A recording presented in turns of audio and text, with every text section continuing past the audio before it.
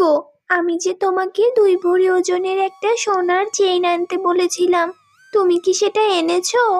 এ বাবা, আমার তো একদমই মনে নেই গিন্নি। আমার আসলে সত্যিই মনে নেই। তুমি কিছু মনে করো না। আমি তোমাকে বলেছি যখন অবশ্যই এনে দেব। হ্যাঁ, তোমার তো শুধু আমার কথাই মনে থাকে না, আর সবকিছুই মনে থাকে। যাও, ভাল লাগে না। আমার কথাগুলো যদি তোমার মনেই না থাকে, আমি তাহলে কি করে তোমার আদরের বউ হলাম বলো তো? আরে গিন্নি, তুমি রাগ করো না।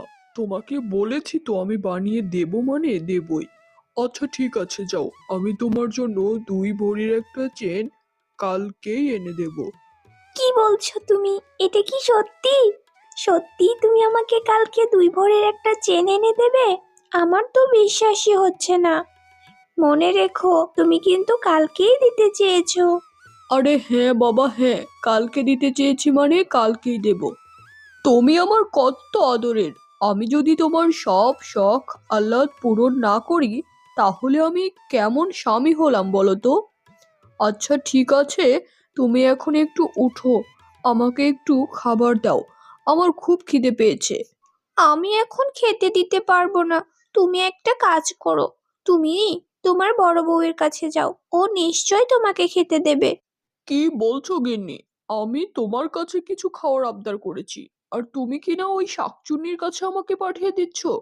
দাও না গো, দুমুঠো খাবার দাও, আমার খুব খিদে পেয়েছে।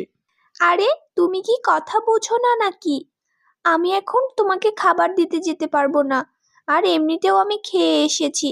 আর শোনো, তুমি ওর কাছে যাও, ও তোমাকে নিশ্চয়ই খাবার দেবে। আমার খুব ঘুম পেয়েছে, আমার একদম আর উঠতে ইচ্ছে করছে না। যাও না গো, যাও। আচ্ছা ঠিক আছে, কি আর করার। তুমি তাহলে ঘুমাও। নিজের শরীরে একটু রেস্টেরও দরকার আছে, সারাদিন কত খাটুনি করো তুমি। আমি যাই, দেখি একটু খেয়ে দিয়ে আসি। আমার খুব জোর খিদে পেয়েছে। কি হলো? কি করছো এখানে? আমাকে একটু খেতে দাও তো। আর হ্যাঁ, কি রান্না করেছো শুনি? কি আর রান্না করব?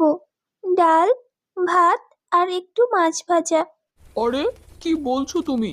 সারাদিন এই খাই খাটুনি করে আসার পর একটু ভালো মন্দ কি খেতেও পাবো না?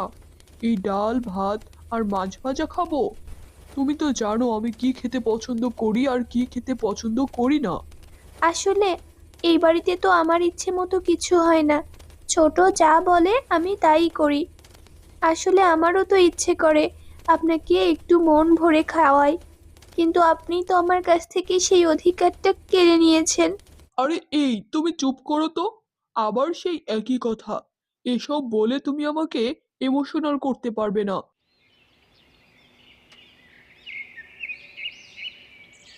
শোনো বউ, আমি এখন আসছি।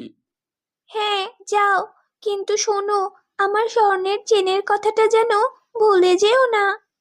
আরে না না গিন্নি, তোমার কথা আমি কি করে ভুলি বলো তো? একবার ভুলে গিয়েছি, তাই বলি কি প্রতিদিনই ভুলে যাব? আচ্ছা ঠিক আছে, মনে রেখো কিন্তু, আমার উপহারটা আজকেই দিতে হবে। এমন সময় বড় বউ এসে সেখানে উপস্থিত হয়। এ কি, তুমি আমাদের ঘরে? আমাদের মাঝখানে তুমি কেন এসেছো শুনি? সত্যিই তো, আমরা স্বামী স্ত্রী এখানে কথা বলছি, আর এর মাঝে তুমি ঢুকে পড়লে। এটা কি ঠিক হলো?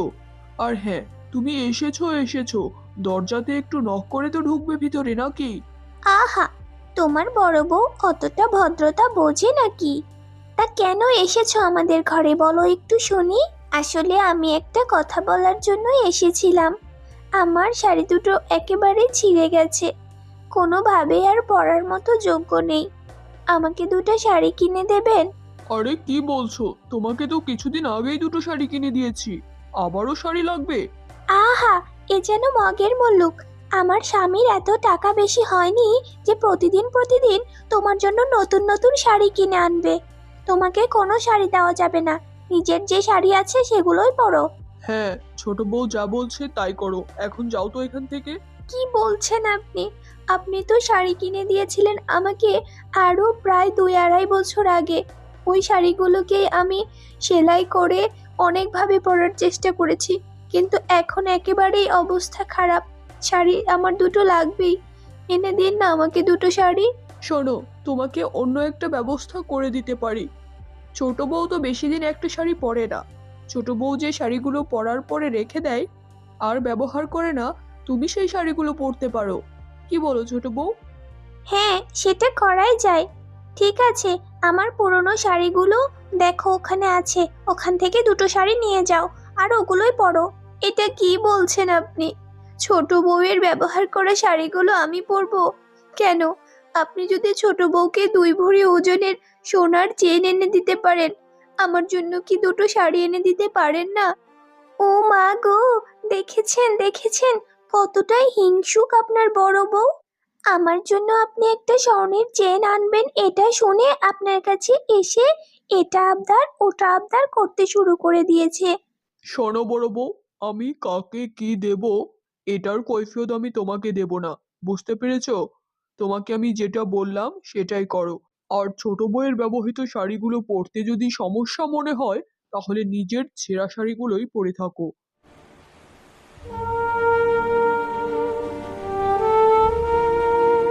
হে বিধাতা, আমার কি কপালে এটাই লেখা ছিল? আমার স্বামীর কাছে দুটো শাড়ি চাওয়াতে আমার সতীনের ব্যবহৃত পুরনো শাড়িগুলো আমাকে পরতে বলল। যদি আমার কপালে এতই দুঃখ থাকে, তাহলে এই দুঃখগুলো সহ্য করার মতো আমাকে ক্ষমতা দাও বিধাতা। আমাকে সহ্য করার মতো ক্ষমতা দাও। এমন ভাবে দেখতে দেখতে বেশ কিছুদিন চলে যায়। তারপর একদিন, এই যে শোনো, আমি তোমাকে কিছুদিন ধরে একটা কথা বলতে চাই। বলবো বলবো করে আসলে বলাই হয়ে উঠছে না। আরে বাবা, কি বলতে চাও বলো তো দেখি। আমার আদরের বউ আমাকে কিছু বলতে চায় আর আমি সেই কথা না শুনে কি করে থাকতে পারি বলো তো? শোনো, ওই বড় বউকে না আমি আর একদমই সহ্য করতে পারছি না। তুমি একটা কাজ করো না, ওই বড় বউকে এই বাড়ি থেকে বের করে দাও। আরে কি বলছো তুমি? বড় বউকে বাড়ি থেকে বের করে দেবো কেন? ও তো ওর মতো সংসারের কাজকর্ম করে, একটু খায় দায় নিজের মতো থাকে। ও না পাচ্ছে আমাকে আর না পাচ্ছে নিজের কোনো স্বীকৃতি। তারপরে ওই সংসারে মুখ বুঝে সব সহ্য করে কাজ করে যায় প্রতিনিয়ত। আর এই সংসারে তো তোমাকে কোনো কাজও করতে হয় না। একটা কাজের মেয়ে রাখলে তাকেও তো একটা মাইনে দিয়ে রাখতে হতো। আর বড় বউ কখনোই কোনো টাকা পয়সাও দাবি করে না। তারপরেও আমি কেন তাকে বের করে দেবো এই বাড়ি থেকে বলো তো? ওরে বাবা, তোমার তো দেখছি বড় বউয়ের জন্য দরদ একেবারে উথলে পড়ছে। অত দরদ দেখিয়ে লাভ নেই বাবু, ওকে তুমি বাড়ি থেকে বের করে দাও। শোনো ছোট বউ, এটা করা যাবে না। ব্যাপারটা তুমি বোঝার চেষ্টা করো। ও একটা অসহায় মেয়ে, ওর বাবা মাও কেউ নেই। ওকে এই বাড়ি থেকে বের করে দিলে ও কোথায় যাবে বলো তো? আর ওকে ঠকিয়ে আমি তোমাকে বিয়ে করেছি, তারপরেও ও মুখ ফুটে কোনো দিনও কিচ্ছু বলেনি আমাকে। বরং মুখ বুজে সতীনের সংসার করে যাচ্ছে। তারপরেও আমি সব সময় ওর সাথে খারাপ ব্যবহার করি, কোনো দিনও একটু ভালো করে কথাও বলি না। ও আচ্ছা আচ্ছা, এই কথা। তাহলে দেখছি বড় বউয়ের উপর ভালোবাসা উথলে পড়ছে তোমার। ঠিক আছে, তোমাকে বড় বউকে আর এই বাড়ি থেকে তাড়াতে হবে না, বরং আমি এই বাড়ি থেকে চলে যাচ্ছি। আরে না না ছোট বউ, বিষয়টা এমন না। আচ্ছা ঠিক আছে, তুমি যখন বলছো আমি বড় বউকে এই বাড়ি থেকে তাড়িয়ে দেব, কিন্তু কিভাবে ওকে তাড়াবো এটা আসলে বুঝতে পারছি না। অত কিছু বুঝতে হবে না তোমাকে, তুমি শুধু ওকে বলে দাও এই বাড়ি থেকে ও যেন বের হয়ে চলে যায়। ওকে আর এই বাড়িতে তুমি দেখতে চাও না, এইটুকু বললেই হবে। আচ্ছা ঠিক আছে, তুমি যা চাইছো তাই হবে। যেভাবে বলছো ওইভাবেই হবে।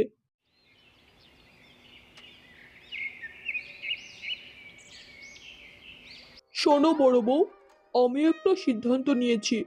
আজ থেকে তুমি আর এই বাড়িতে থাকতে পারবে না। এটা আপনি কি বলছেন?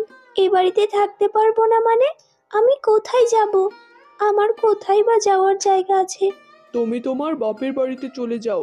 ওখানে তোমার ভাই আছে, ভাবি আছে, ওদের সাথেই থাকবে।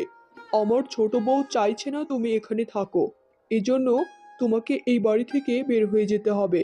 আর এটাই আমার চূড়ান্ত সিদ্ধান্ত। কি বলছোটা কি? তোমার ছোট বউ তোমাকে এই পরামর্শ দিল আর তুমি সেটাই মেনে নিলে? আমি কি অপরাধ করেছি? আমার অপরাধটা কি সেটা তো বলো। আমি ওসব কিচ্ছু জানি না। আমার ছোট গিন্নি চাইছে না তুমি এই বাড়িতে থাকো। তার আদেশ তুমি এই বাড়ি থেকে চলে যাবে। তার মানে তুমি এই বাড়ি থেকে চলে যাবে। শুনুন না একটু আমার কথা। আমি আমার ভাইয়ের সংসারে যেতে চাই না বলেই এ বাড়িতে এত কষ্ট সহ্য করেও মুখ বুজে এই বাড়ির এক কোণে পড়ে থাকি। তারপরেও আমাকে নিয়ে কিসের এত অসুবিধা বলুন? আমি এ বাড়ির একটা কোণেই থাকতে চাই। আমি কোথাও যেতে চাই না। একটু দয়া করুন। শোনো, তোমার এসব ন্যাকা কান্না আমার একদম ভালো লাগছে না। আমার স্বামী যা বলেছে তাই করো। এই বাড়িতে তোমাকে আর এক মুহূর্ত দেখতে চাই না। বেরিয়ে যাও। আর কোনো কথা বলবে না। নির্লজ্জ মেয়ে মানুষ কোথাকার, কোনো কথা মনে হয় বোঝে না। পরের দিন সকালবেলা বড় বউ কাঁদতে কাঁদতে তার ভাইয়ের সংসারে গিয়ে উঠল। হুম, যাক, বাঁচা গেল। বড় বউটা বড্ড বুদ্ধিমতী। আমি যা চাই ও থাকলে সেটা কখনোই করতে পারতাম না। অল্প কিছুদিন যাক, এত তাড়াতাড়ি কিছু করা যাবে না। তারপর আমার বোকা স্বামীটাকে ভুজুং ভাজুং বুঝিয়ে তার সব সম্পত্তি আমি নিজের নামে করে নেব। আর তারপর তাকে ডিভোর্স দিয়ে আমি অন্য কাউকে বিয়ে করব। ওর মতো একটা বোকা হাবা লোকের সাথে আর কতদিনই সংসার করা যায়? আমার আর ওর সংসারে থাকতে একদমই ভালো লাগছে না। এভাবে বড় বউ বাবার বাড়ি চলে যাওয়ার পর অনেক দিন চলে যায়। এরই মধ্যে ছোট বউ আবারও বায়না শুরু করে, ওগো শুনছো? তুমি আমাকে যে ভালোবাসো এর একটা পরীক্ষা দাও তো। আমি তো কোনোভাবেই তোমাকে বিশ্বাস করতে পারছি না। আরে কি বলছো? তোমাকে যে আমি ভালোবাসি এটার পরীক্ষা কতভাবেই তো আমি তোমাকে দিলাম। অথচ তুমি বলছো তুমি আমাকে বিশ্বাস করতে পারছো না। আবার কি চাইছো তুমি বলো তো? তুমি চাইলে আমি তোমাকে যে কোনো সময় যা কিছু এনে দিতে পারি। বলো কি চাই তোমার? আসলে আমি তো শুনেছিলাম তোমার বাবার অনেক সম্পত্তি। তোমার ভাগে যে সম্পত্তিটা আছে সেটা তুমি আমার নামে লিখে দাও না। আরে গিন্নি, এটা তুমি কি বলছো? তোমার নামে কেন লিখে দিতে হবে? আমার যা কিছু সবই তো তোমার। তাহলে কেন এত অবিশ্বাস তোমার? আমি অবিশ্বাস করছি না। আমার তো মনে হচ্ছে তুমি আমাকে অবিশ্বাস করছো। কেন? আমার নামে তোমার সম্পত্তিগুলো লিখে দিলে কি আমি তোমাকে কোনোভাবে বিপদে ফেলবো? তুমি কি তাই মনে করছো? তুমি আমাকে একটুও বিশ্বাস করো না, তাই না? আচ্ছা ঠিক আছে, কিচ্ছু দিতে হবে না তোমাকে আমার। যাও।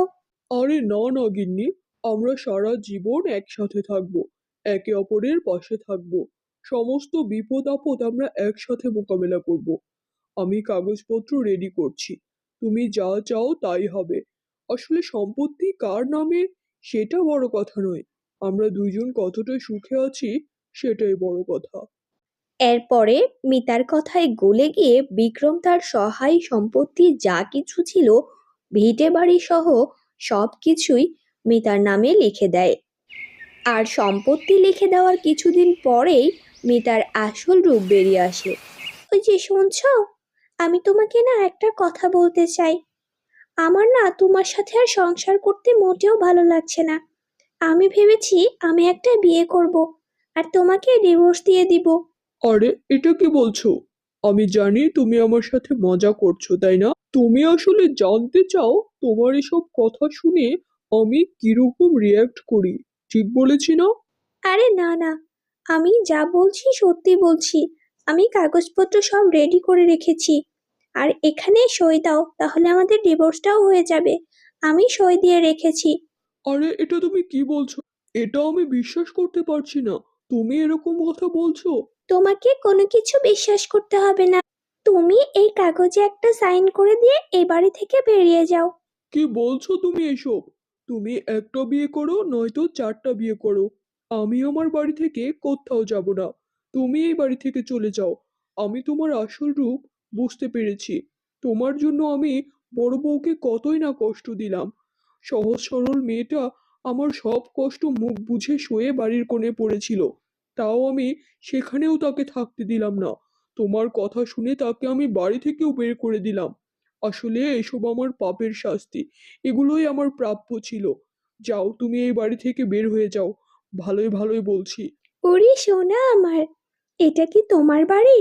তুমি কি ভুলে গেছো তোমার সব সহায় সম্পত্তি, বাড়ি ঘর ভিটে মাটি সবকিছু তুমি আমার নামে লিখে দিয়েছো। এটা এখন থেকে আমার বাড়ি।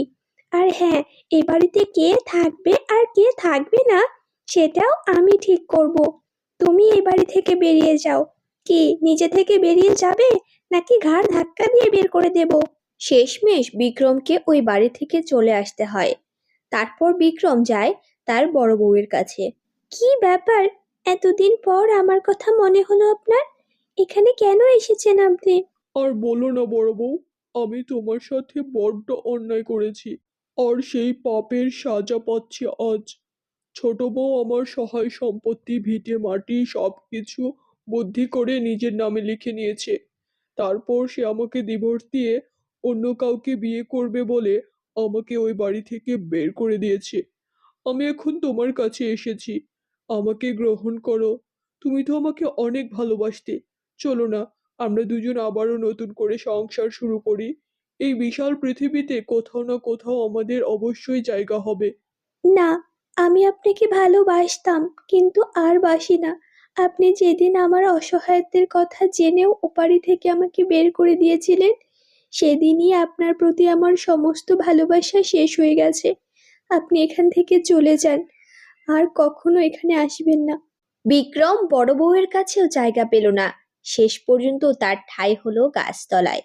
ছোট বউয়ের কথায় বড় বউকে যে পরিমাণ কষ্ট দিয়েছিল সে, এই সাজা তার সত্যিই প্রাপ্য। বন্ধুরা, আজকের গল্প থেকে তোমরা কি শিখলে অবশ্যই কমেন্টে জানিয়ে দিও। আর হ্যাঁ, আমাদের চ্যানেলটা সাবস্ক্রাইব করতে ভুলো না কিন্তু।